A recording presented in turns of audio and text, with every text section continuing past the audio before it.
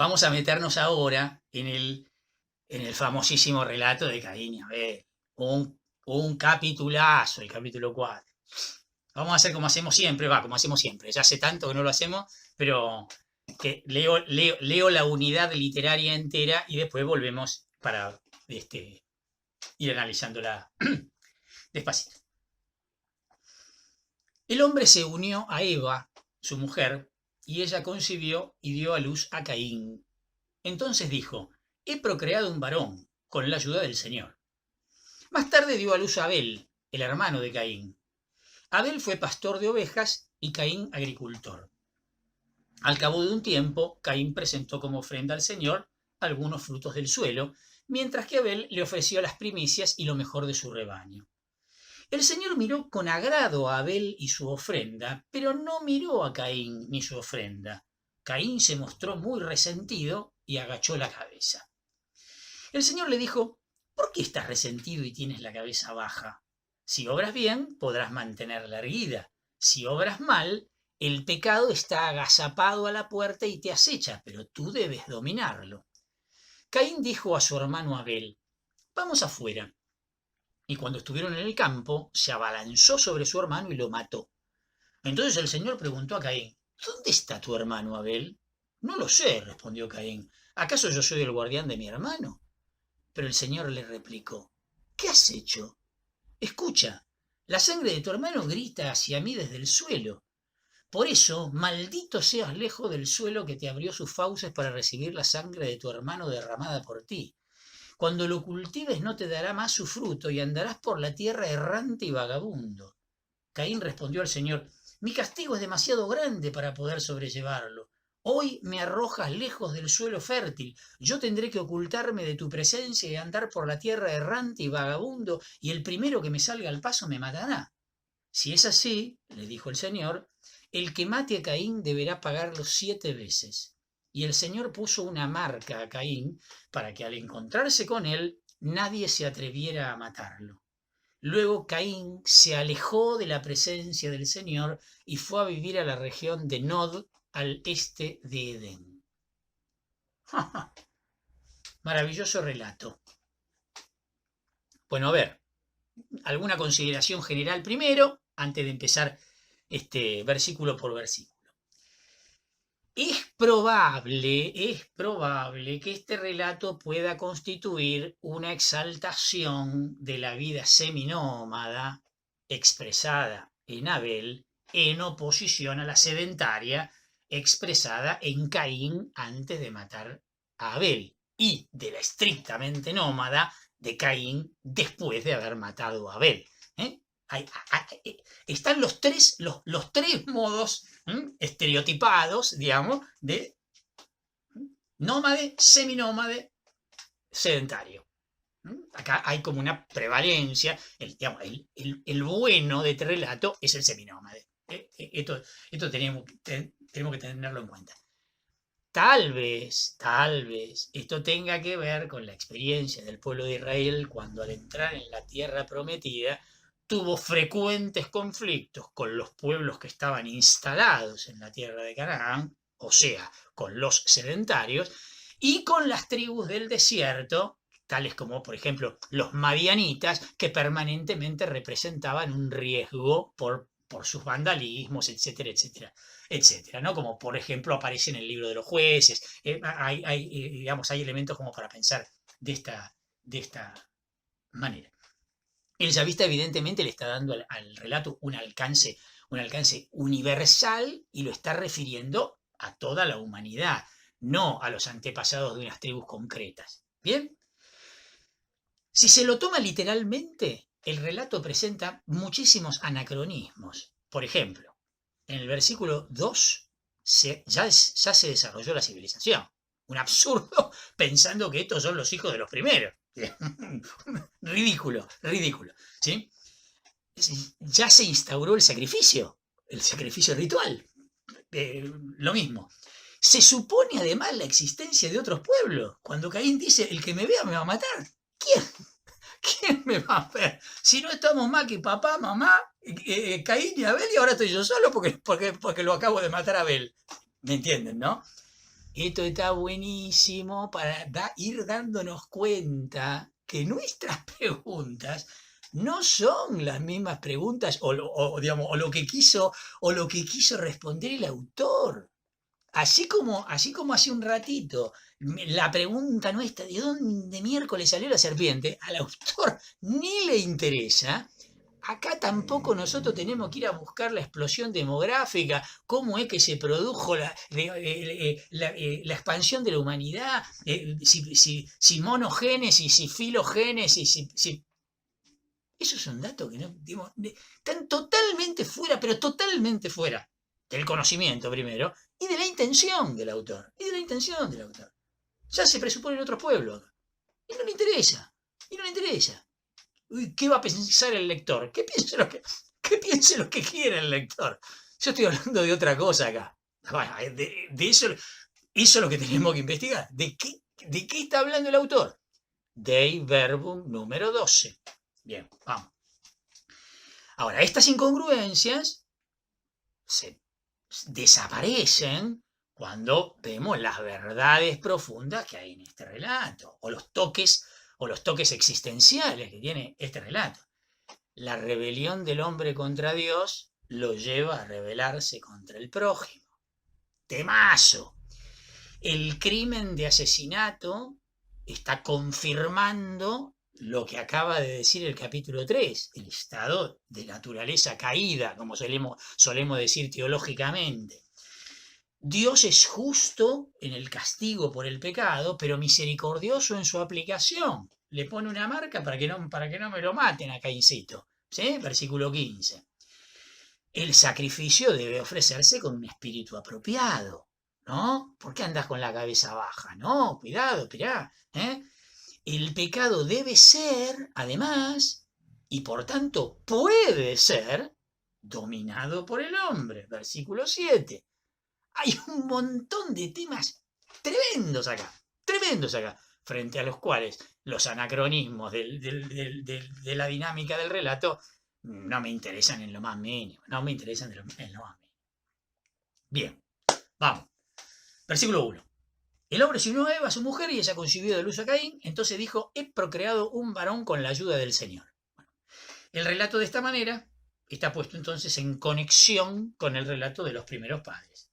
El nombre Caín se hace derivar, según la etimología popular, de las palabras de Eva, he concebido, pero en realidad literalmente sería he recibido, ¿no? Pero bueno, de ahí viene el nombre, de ahí viene el nombre. Más tarde dio luz a Abel, versículo 2, ¿no? El hermano de Caín. Abel fue pastor de ovejas y Caín agricultor. Del nombre Abel, Hebel, no se da ninguna explicación. Tal vez sea por el significado de la palabra hebrea, que significa efímero o soplo, como aire, que sugiere ya la naturaleza como medio transitoria que va a tener, de hecho, pobre Abel en la historia, ¿no? Bueno, que Caín y Abel, agricultor y pastor, evidentemente representan lo que estuvimos hablando recién de los principales modos de vida de la antigüedad. Al cabo de un tiempo, Caín presentó como ofrenda al Señor algunos frutos del suelo, mientras que Abel le ofreció las primicias y lo mejor de su rebaño. El Señor miró con agrado a Abel y su ofrenda, pero no miró a Caín ni su ofrenda, y Caín se mostró muy resentido y agachó la cabeza. Leí hasta el versículo 5. Otra vez, el salmista no explica por qué Dios acepta el sacrificio de Abel y rechaza el de Caín. Es un asunto del Señor, ¿no? Totalmente arbitrario, no interesa. Tenemos otros textos en el Antiguo Testamento que andan por la misma línea. Cito uno, por ejemplo. En Éxodo 33, 19, dice, el Señor le respondió, yo haré pasar junto a ti toda mi bondad y pronunciaré delante de ti el nombre del Señor, porque yo concedo mi favor a quien quiero concederlo y me complazco de quien quiero compadecer. Y me compadezco de quien quiero compadecerme. Como diciendo, ¿ven? La percepción que hay de Dios es un Dios que realmente hace lo que quiere, Bueno, de ahí todo lo que dijimos antes de la tradición chavista, ¿no? Si Dios hizo lo que quiso con nosotros es porque somos los bendecidos nosotros, ¿no? Lo que dijimos hace un ratito. Versículo 6-7. El Señor le dijo, ¿por qué estás resentido y tienes la cabeza baja? Si obras bien, podrás mantenerla erguida. Si obras mal, el pecado está agazapado a la puerta y te acecha, pero tú debes dominarlo. A ver, y el significado es oscuro.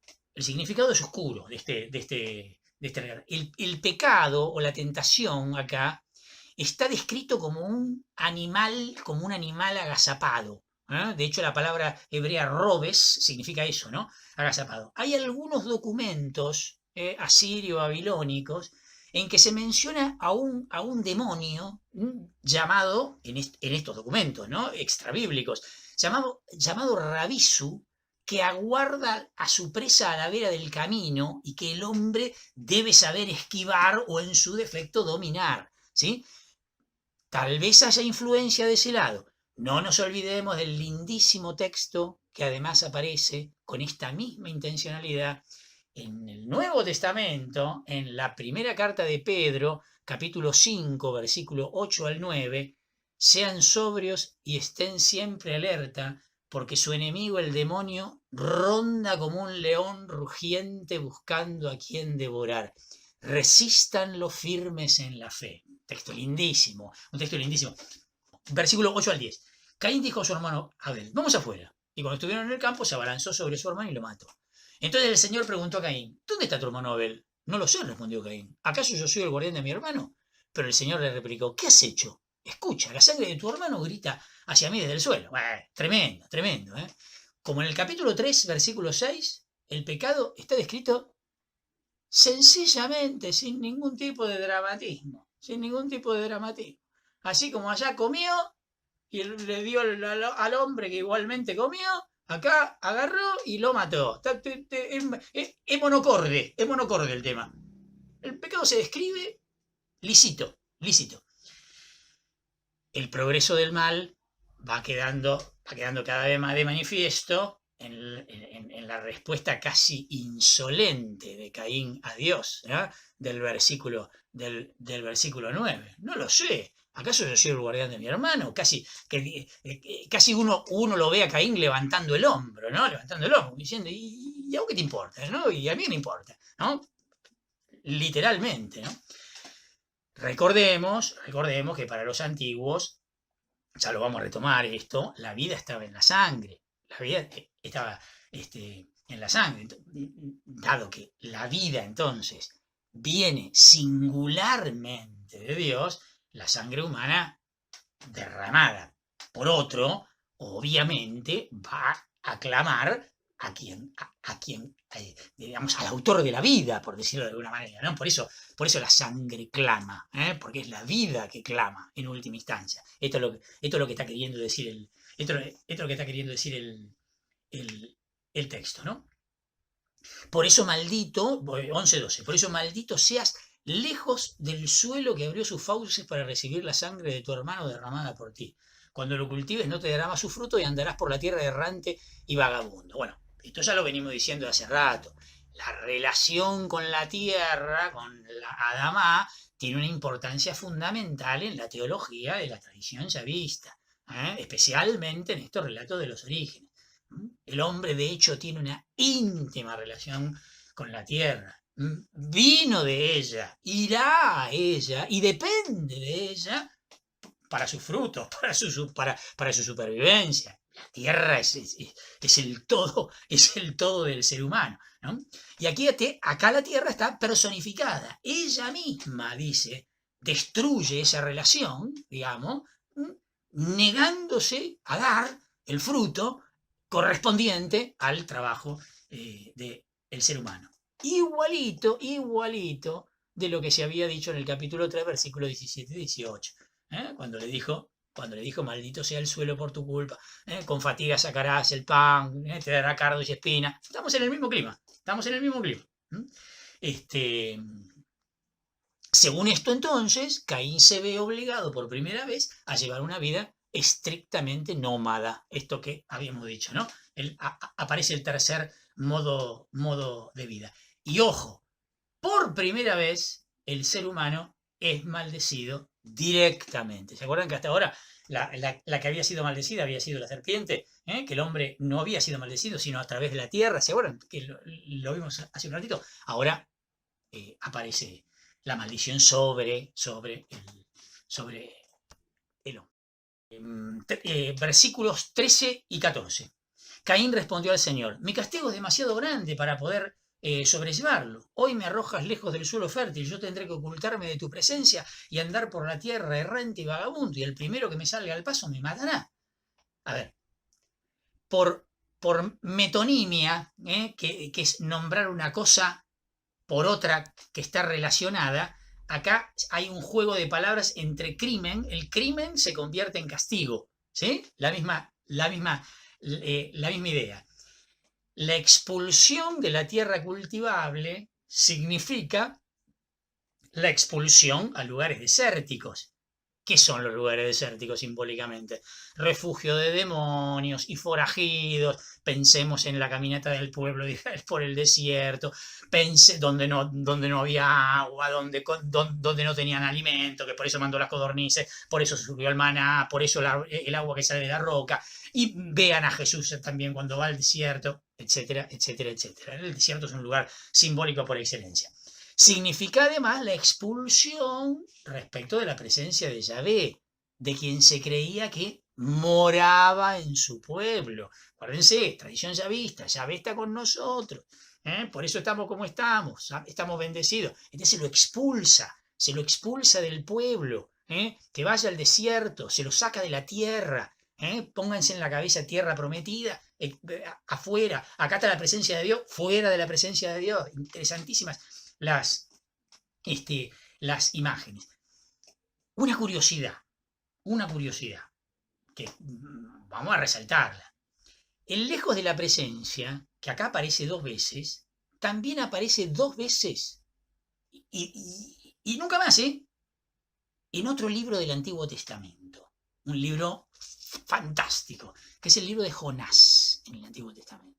El profeta Jonás, saben que no es un profeta histórico. El profeta Jonás es una leyenda. Casi diría que es la caricatura de un profeta. Es la caricatura de un profeta, ¿sí? que le da bronca que Dios sea misericordioso. Ese es el tema del libro del profeta Jonás. Porque Dios lo manda a Jonás a que predique en Nínive. Nínive es la capital de Asiria.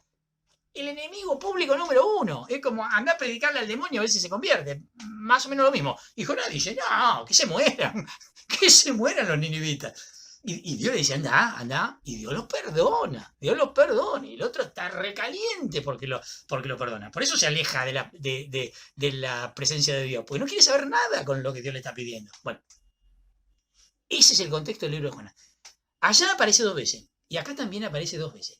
Hay unos paralelos, digamos, la expresión alejarse de la presencia de Dios, o dicho en positivo, la expresión estar en la presencia de Dios es la típica situación del profeta. ¿Quién está delante de la presencia de Dios? Moisés especialmente.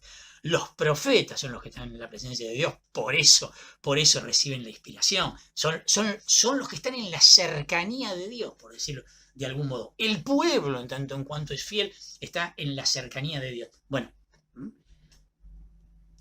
fíjense los paralelos. Caín abandona el suelo fértil lo mismo que Jonás su país. Jonás es como Caín, un rebelde, enojado con Dios y que quiere la muerte de su hermano. En el caso de Caín, Abel. En el caso de Jonás, el hermano extranjero, que serían los ninivitas. Sin embargo, en ambos casos, sobre los 2 reposa la mano protectora de Dios. Lo mismo termina el libro de Jonás en este sentido. Y lo mismo que Jonás, Caín termina huyendo de Dios. Sin la presencia de Dios, entonces, y la protección que esto implica, la vida de Caín estará llena de peligros. Estará librada a su suerte. Justamente, sin la protección divina, con todo lo que esto implica para la mentalidad primitiva. Versículo 15. Si es así, le dijo el Señor, el que mate a Caín deberá pagarlo 7 veces. y el Señor puso una marca a Caín para que al encontrarse con él nadie se atreviera a matarlo. Bueno, este versículo tiene como trasfondo una institución social muy concreta, muy antigua, que es la venganza tribal de sangre. A ver, las tribus del desierto renunciaban a una matanza indiscriminada por temor a la venganza por parte de la tribu o del clan del muerto.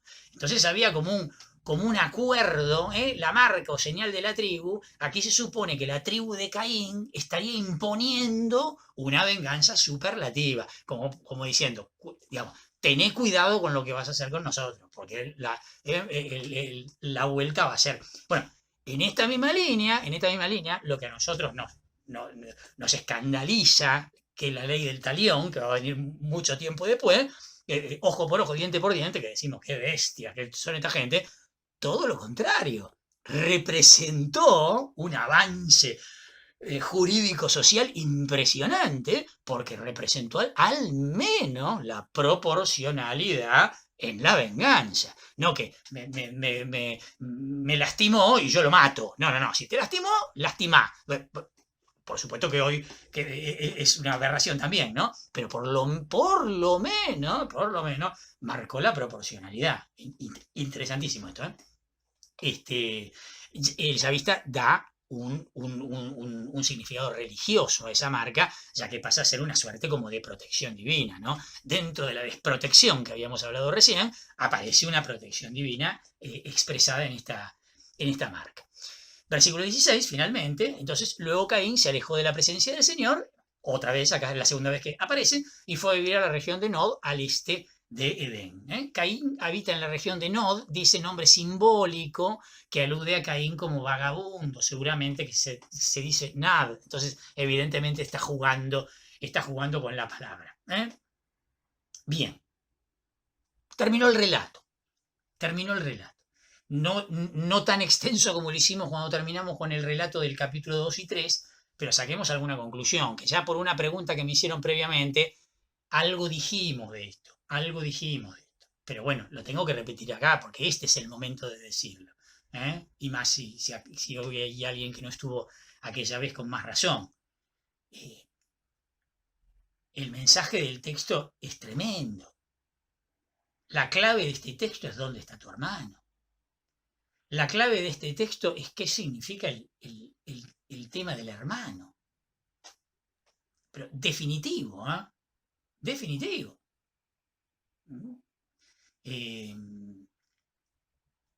¿Se acuerdan que la otra vez habíamos dicho, ¿no? Este es un texto prototípico, pero prototípico, ¿eh? Para exaltar la virtud del cuento. No voy a repetir todo lo que ya dije, ¿no? Pero digo, para exaltar la riqueza que tiene el cuento. La riqueza que tiene la fábula. En este caso, la riqueza que tiene el mito. Si esto no fuese un mito, perdonen que lo repita, pero es muy importante. Si esto no fuese un mito, si esto fuese un relato histórico, como muchas veces, a veces hasta queremos que sea, ¿no?